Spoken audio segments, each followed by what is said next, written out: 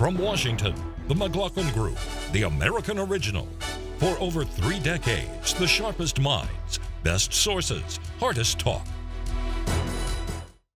Issue 1, the Milwaukee Debate. Hosted by the Fox Business Channel and the Wall Street Journal, this week's Republican presidential debate was held in Milwaukee, Wisconsin, and focused on the economy, foreign policy, and immigration reform. I, like Ike, moved 1.5 million illegal immigrants out of this country. 12 million illegal immigrants, to send them back, 500,000 a month, is just not possible. And it's not embracing American values. What do you think of that opening, Pat? Well, I think it's going to help Trump and the Republican Party. He talked about what Ike did. It was called Operation Wetback in those politically incorrect days. And Ike got this General Joseph Swing, and he went down to Texas, and they moved 1 million illegal aliens back into Texas, deep into the interior.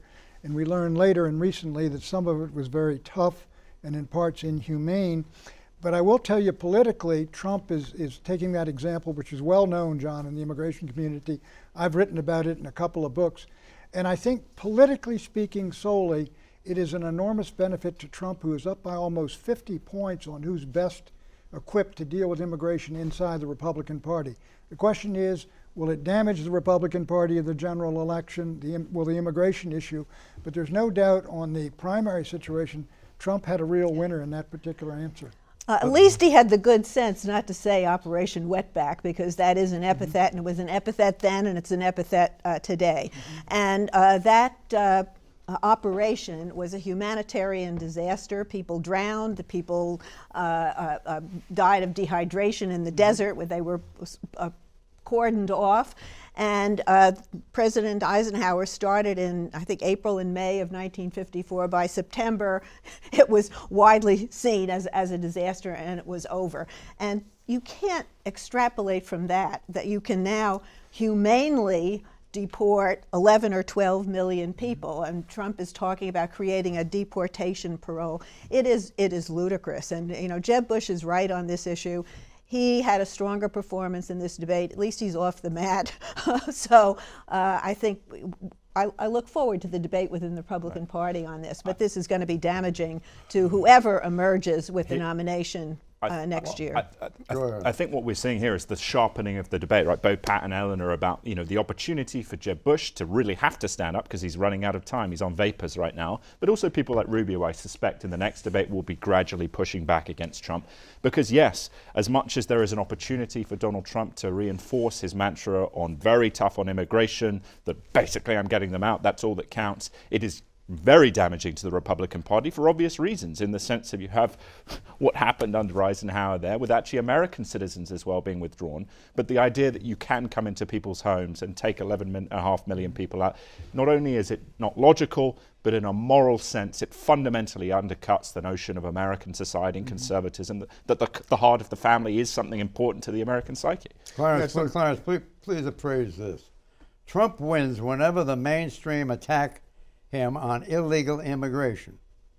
The presence of 12 million illegal aliens is seen as proof of Washington's incompetence, and when Jeb said that we just have to accept the failure of border control and legalize immigrants, Jeb was shooting himself in the foot while attacking Trump. Well, there's no doubt that he's appealing to his base. That is Trump's base. However, I noticed during during Bush's responses on this program, a lot of Republicans applauded Bush and didn't approve of Trump's position. Now, maybe that's because they could see Republican fortunes going down the tubes if you get the same kind of turnout that you had back in 2012. And a lot of them flat out disagree. Exactly. It isn't an inhumane policy. It's not a good one historically. Clarence, take a look at Europe. Third world immigration, mass immigration, illegal immigration into the continent of Western Europe, into the United States. These are burning, blazing issues. They are changing politics upside down in Europe. Politically, in the Republican primaries, I'm telling you, this is a winner for Trump. In the general election, I'm not talking about. But in the primaries, this is a winner for Donald Trump. Yeah, but winning the primary and losing the general election isn't necessarily what the Republican Party wants either. Nomination first, and illegal aliens, we toss that.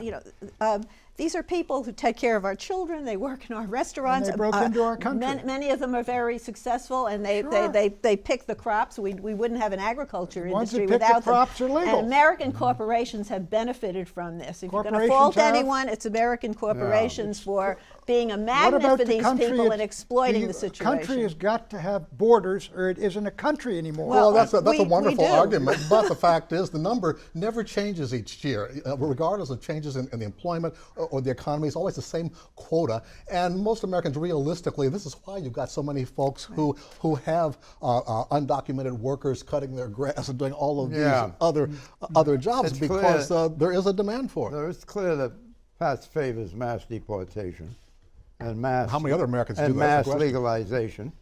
But some say, and I think this is a good corrective for your thinking, Pat, you don't mind my saying so, that if illegal aliens are denied driver's licenses, banking services, and that if e-verify employment standards are required, the majority will eventually willingly go elsewhere. Listen, there's You no don't question. have- you there's don't no have question to that kick them out. Well, look, there's no question that E-Verify, going to simply every employer, say, get the Social Security number. The guy doesn't have a Social Security number if he's not a citizen or got a green card, and they will gradually go back. Who should be expelled? First, any felons, people going out of prisons, people arrested drunk driving, and the rest of them. I agree with that. And if you do enforce these various measures you mentioned, John, even Hillary Actually, was that's for the not Obama- denying driver's licenses. That's the They will Obama gradually policy. begin to That's go right. back. They will. that- So And the that's- extreme measures are not really And, needed. and I think some just deportations are by going the to be way, You needed. wish to we be gotta- more we gotta humane and mention- Christian. Well, look, I mean, if the Europeans are Christians and let all those folks in, that's the end of Europe, John. Well, and I No, just it's want now not you're the against end of Christianity. Europe. I It's just change- just as an It's- addendum to this. Look, the what? opportunity. What? An addendum. A Is that movement anything to do with the color of your green socks? I see those are The best. socks are a metaphor for my wonder your and addendum? excitement about being here. Addendum. But the opportunity for Republicans, very quickly, is that you have a candidate like Marco Rubio, Bush, whoever it is, the establishment candidate. And Pat is right. Yes, it helps Trump. But all those other people who are voting 6-7% for different candidates, I think gravitate towards another candidate who is not Trump. And that allows a Republican to say, here's a serious proposal, right, that Trump has forced on the agenda. Good. Secure the border. Opportunity legalization. Helps the economy. Helps protect American, the society. But it's a more moderate, practical called- fashion. Thank you. That's right. It's called amnesty. It's not. Can I talk to It's not Clarence amnesty. about the minimum wage, but I want to set it up. Yeah. Every time we raise the minimum wage, the number of jobless people increases. Every time we raise the minimum wage, the number of jobless people increases. If you raise the minimum wage, you're going to make people more expensive than a machine. We're not going to be able to compete against the world. I hate to say it, but we have to leave it the way it is. We do have a moderate increase in the minimum wage. Trump says wages are too high, which is a 30-second ad ready to be made By if the he Democrats. does by the Democrats if he gets the nomination. The $15 minimum wage is taking off around the country in various locales.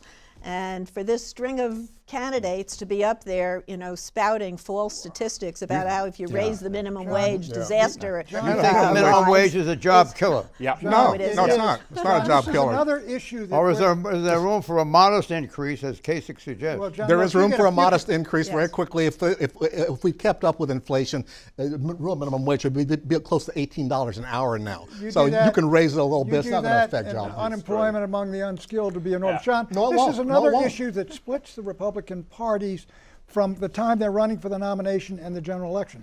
In the nomination run, if you say the minimum wage does kill jobs, it does kill some. You raise it to $15 an hour. I mean, what did Walmart said? You do that in D.C. and we're not going to open our next and I store. just- Maybe then, Even Walmart maybe is then the Walmart employees wouldn't all be on government programs here's- and Well, you food wouldn't have any stamps more because they're John, not paying right. enough. I All can right, tell. all right. It's a subsidy for the corporations, just basically. very quickly. There is I seriously think the statistics will come out. I tend to think, and again, having worked in a restaurant, the problem is that the people, the lower skilled and the new entrants, definitely will suffer. The people who are on the minimum wage, there's a utility. What is the cost equivalency for other families purchasing those goods over time? The statistics will tell the Having tale. worked in a restaurant take the doesn't definitely. make you an authority. But it My gives you parents personal had to do it. perspective. It Clarence. gives you Make me an personal authority. perspective about the manager's choices about who they're giving shifts to. Yeah. Thank you. And Let it's a Clarence speak. fact. Let Clarence Let speak. Clarence in. Go ahead, Thank you, Clarence. John. Go ahead. No, the fact is, there have been at least 4 times in the last 30 years where the minimum wage was raised and unemployment did not go up. It went down. And that's because it depends on what the current economy is like. Sometimes, the real minimum wage can be higher than the federal minimum wage, and that often happens. States can raise it, there's no doubt. Yeah. Some state rich state like say Washington or New York, but you go down, I had a guy that worked for me, his father had 12 employees, all African Americans in Alabama. If you raise the minimum wage by $1 an hour, that would have wiped out his profits and his business. Unemployment is 5% right now. That's virtually full employment. That means you're not going to see people getting laid off. They didn't allow for any flexibility. They just come down. States should have the option. States should have the option. Fine, but the Republican mantra is basically, if you give people at the lower end of the income scale more money, it somehow is a disincentive. But people at the higher end of the income scale, give them more money, and that's a wonderful incentive. They won't hire. It's People totally backwards look, from the ones who get hit by this humane are black society kids. operates. exactly. Black teenagers are wiped out of the market. Well, that's because the black kids don't live near where the jobs are. If we had a way of transporting them out there, which, by the way, about 20 years ago in Boston, when they had a job shortage, or excuse me, a job surplus, they were busing kids from the inner city out to the burbs to work in these hamburger flipping jobs, and that's what happens when you got. $4 an hour. Yeah, there's also economy another issue here when you talk about this all comes under. I think you would both agree that comes under the more liberal governance model. If you combine that with other things, what is the costing for that family in a place like New York versus a more conservative area? Yeah. And I think those costs go up. You see that California, the exodus to Texas. I think I don't think it's as wonderful as it appears. The federal minimum wage has gone up under Democratic and Republican presidents. I think President George W. Bush was the last president who signed an increase. This is not just a liberal fantasy. This is what we have done throughout the years to keep up with the cost of living. And now we're suddenly at a stone wall, and it's become an ideological issue. Eleanor, research shows that even modest hikes in the minimum wage result in fewer entry jobs and/or fewer teenagers' jobs. Who are you John, quoting? research shows that that's not true. No, it does. And so we can meet in the Who parking lot quoting afterwards there? and share research. It depends on I'm quoting Kasich. Kasich, right. Well, it depends where you stand. Depends on where you sit. The fact is, there have been numerous times where minimum wage has gone up without unemployment going up. We'll leave this to future discussion. Okay, bank exchange. I'll tell you what, I would not let the people who put their money in there all go down. So you would bail them out? No, as an executive, I would figure out how to separate those people who can afford it versus those people or the hardworking folks who put their money in those institutions. Does anger over the bailout still permeate the public? Tom? Yes, absolutely. Of course it does. And you can understand that in the populist sense. But the problem becomes, what does a regulation do in terms of, and I would say Dodd-Frank, you look at the destruction of community banks, you look at bank charges. One of the things we talked about on a previous show, which I think should be a much more consensual thing, is that when there is white-collar crime, that person goes to prison rather than is fined. John, let me talk to this. What happened here is all these banks, quite frankly, initially, if we hadn't bailed out those banks, after Lehman Brothers went down that weekend, you'd have had Merrill Lynch would have gone down, if Bank of America did. They had to intervene. Yeah. But what both these folks didn't mention is the fact you got deposit insurance is now up to $250,000 for small depositors. So they're not going to be wiped out. At the same time, Tom's point is well taken. When these banks go down, if you got to bail out the banks, that's one thing. But the guys that made the mistakes ought to be marching off to prisons. And none of these bankers were. They made the mistakes. It wasn't something called Bank of America that did it. It's guys in there that did it. Yeah, well, and building those cases has taken a long time, and some of those people are finally getting their due. But if a Republican gets elected, they're going to try to undo all of the reforms, and that's just going to help the big banks. I agree with Glass-Steagall. Just separate the banks that are into savings and borrowing, and the hedge fund guys, let them do it, and let them take the risks. They won't give the problem with that, though, they won't give loans. Right, because the investment portfolio is where they make their they're not giving enough loans now. No, they're not, but I think it would get worse. I agree. But what would you do if a bank were failing? Would you bail them out? Depends. I would bail out a bank if the whole global trading system were endangered, which is what happened in 2008 and 2009. Yeah, you talk about JP but Morgan. We're not in that situation. This is what Kasich says. As an executive, no. As an executive, I would figure out how to separate those people who can afford it versus those people who are hardworking folks who put their money in those institutions. The problem is J.P. Morgan Chase has $1 trillion in assets. A lot of those assets are loans from other. These guys go down, and the other banks' assets are wiped out. And all of a sudden, it's a house of cards, and it all goes down. Okay, the tax debate. I want a government really, really small, so small you can barely see it. So I want lower taxes and much more money in the private sector. There are more words in the IRS code than there are in the Bible, and not a one of them is as good. We have to go to a 3-page tax code. You lower every rate, you close every loophole.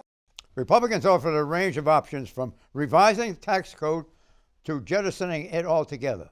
What's your take on it, Clarence? Dream on, yes. I mean, had everything to do with everything but real mathematics. This is the problem.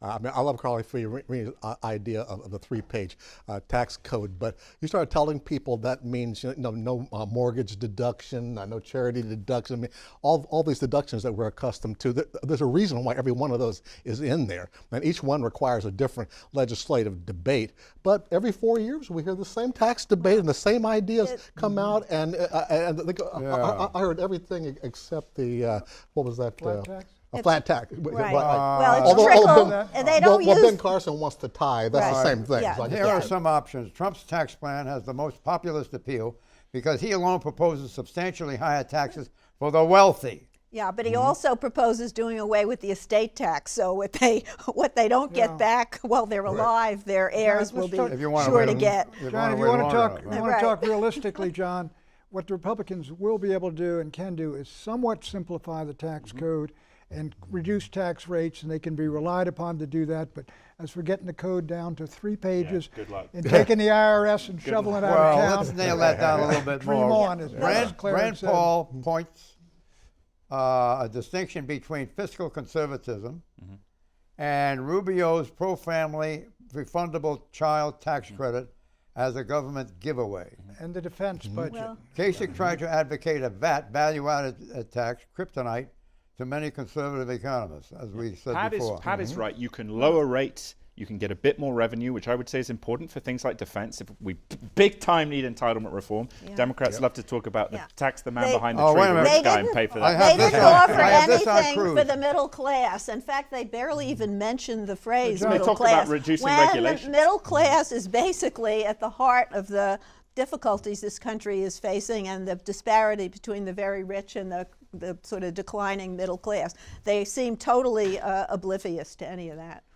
Cruz summed it up by citing Coolidge, JFK. Coolidge was the president, I don't know. Oh, I remember Calvin, Silent Cal. Dynamic Coolidge administration, yes. Calvin? Right? Yes. Yeah, when Coolidge was president, John, the federal government used up 3% of GDP. It's now closer to 21%. Memories. Wow. That was before my time. That was before Social Security and Medicare. Yeah. Also, JFK, John F. Kennedy, and Reagan as examples of dramatic growth following supply-side tax plans to cut rates. Well, that's because the rates, when Eisenhower was president, the marginal rate, if you made the big bucks, 90% of it went to the government. Kennedy's tax cut brought it to 70%.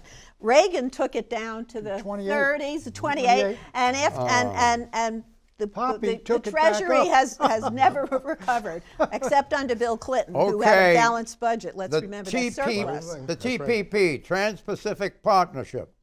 You know, we might want to point out China's not part of this deal. If the U.S. is unable to take part in this trade deal with these countries in Asia, China will take the lead. Trump right when he called the TPP the, quote, worst deal ever negotiated, unquote, and warned that it will open the door for China to take more U.S. jobs. No, wrong. I ask you, Clarence. Well, as Rand Paul pointed out, China's not in the deal, and it just undercut Trump's argument. I think I know what he was talking about, but TPP has become very symbolic in that regard. But one of the selling points for TPP is that if the U.S. and these other nations don't write the rules of trade in that part of the world, China will. So it's actually a counterpoint to China. Trump has it exactly wrong. The guys are going to get the jobs out of the TPP of the Philippines, Vietnam, all these low-wage countries. They're waiting to, frankly, to take some of them out of China as well. But that's, I mean, this is not in the interest of the American workers who have been gutted by these trade deals for 40 years. That's why we got no wage increases. That's why the jobs aren't there. But you can't put globalism back in the bottle. And this does attempt. This does attempt. Well, you can build a wall. Trump will well, it'll be a bottle built by Trump, but those right? nations, here's the point. That in the short term, yes, but in the medium to longer term, globalization. Look at how much wealth it's created around the world for everyone. Around the world. What about America? No, okay, but in the medium to long term, those countries are going to become wealthier, aren't they? And they're going to buy high technology American goods. The Chinese are going to close their own market to Americans. Do you think they're going to be as stupid as we've been? No, that's the challenge. If you can take China on, no one has at the moment. How are you going to crack them open? You lock them out of the World Trade. Yeah, that's what you should have done. Okay, well, let's do that. Let's compromise between Tell Canada Americans and their clothes are going to cost twice as much. I mean, yeah. fact is, there are benefits for working class and poor people out of After trade they as lose well. their jobs, they can get jobs cheap. I mean, they get goes goods both cheaper ways, at Walmart. It cuts both ways. I mean, you tell people they're going to be paying a consumer tax, literally,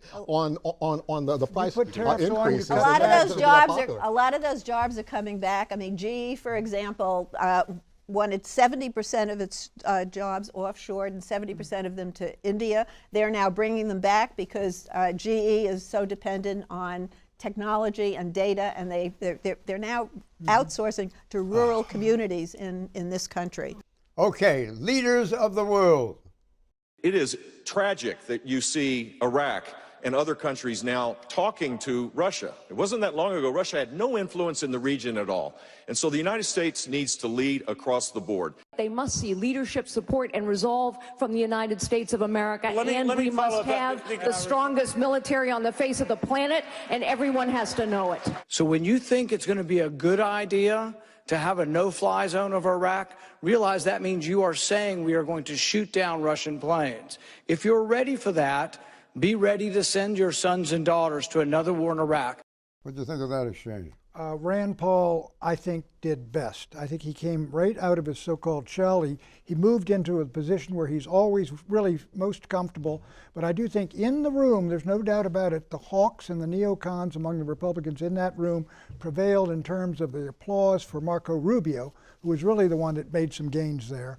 But I think Rand Paul did a great job, and I hope he continues raising his questions. And frankly, Donald Trump is closer to Rand Paul than he is to any of those other folks. I was going to say that. I thought Rand Paul definitely is the most sane voice on that stage when it comes to avoiding getting into the traps we've fallen into in recent years. But Trump on Syria, and he basically says if Putin wants to go over and bomb them, have at it. And so I do think there's an interesting debate on foreign policy emerging among these candidates. Rubio said, I know that Rand, that's Rand Paul, is a committed isolationist. I'm not.